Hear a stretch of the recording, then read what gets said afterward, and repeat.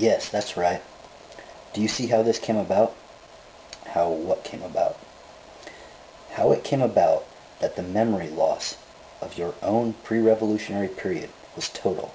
So total that you didn't even know it existed. No, I don't. I feel like I should, but I don't. It was your observation that what Mother Culture teaches is that the past is dreck, is something to be hurried away from. Yes, and the point I'm making is that apparently this is something she's been teaching you from the very beginning. Yes, I see. It's coming together for me now. I was saying that among the leavers, you always have the sense of a people with a past extending back to the dawn of time. Among the takers, you have a sense of a people with a past extending back to 1963. Ishmael nodded, but then went on. At the same time, it should be noted that ancientness is a great validator among the people of your culture, so long as it's restricted to that function. For example, the English want all their institutions and all their pageantry surrounding these institutions to be as ancient as possible, even if they're not.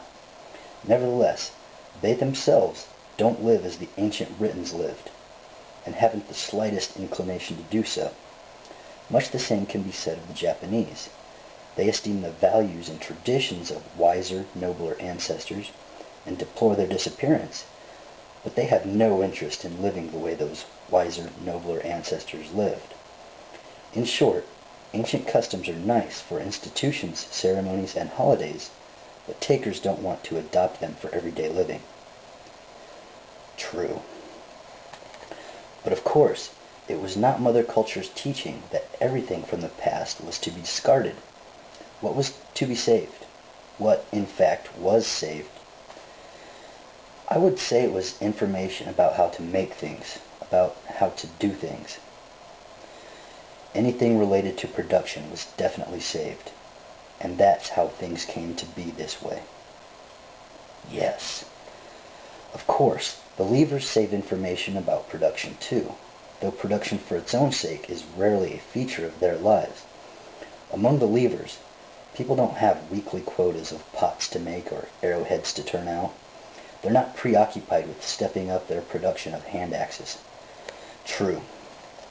So, although they save information about production, most of the information they save is about something else. How would you characterize that information?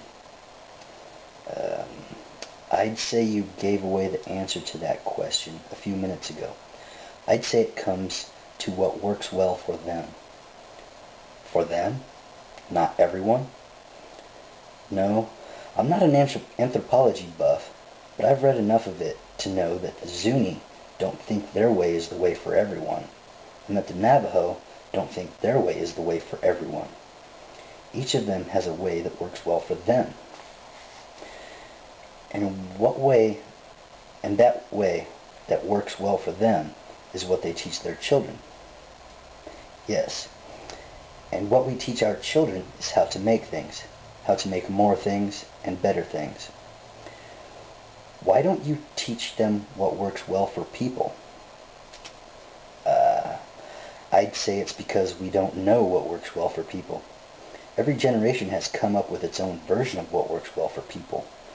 My parents had their version, which was pretty well useless, and their parents had their version, which was pretty well useless, and we're currently working on our version, which will probably seem pretty well worthless to our own children.